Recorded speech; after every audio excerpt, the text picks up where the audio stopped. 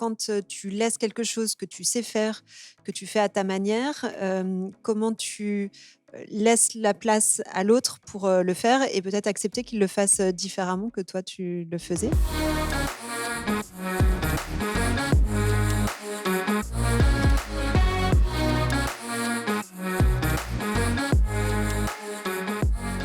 Et bah, il y a une question de lâcher prise. En fait, il y a un moment aussi pour tout. Ce qui facilite grandement les choses, c'est de travailler avec des coachs qui sont meilleurs que toi en coaching.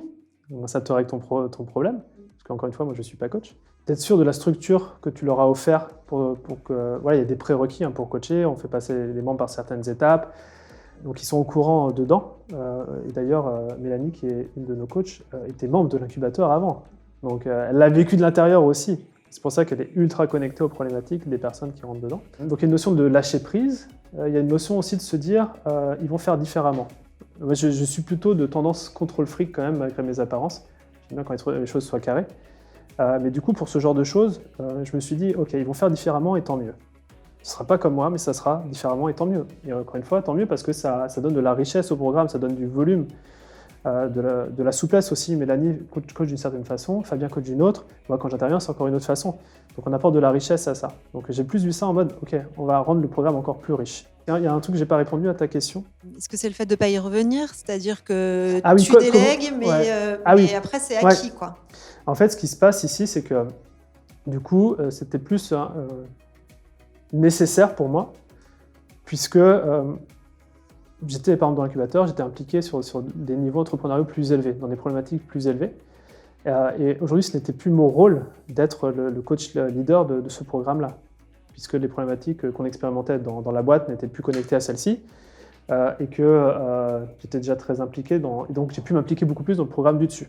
Et en fait, j'ai l'impression que c'est une valse, une danse comme ça qui arrive d'année en année, c'est-à-dire que tu crées le programme, tu gères le programme, toi, personnellement, tu évolues, donc tu as ce gap, donc tu proposes à des personnes, des coachs de gérer ce programme-là. Il y aura toujours des gens qui vont être dedans.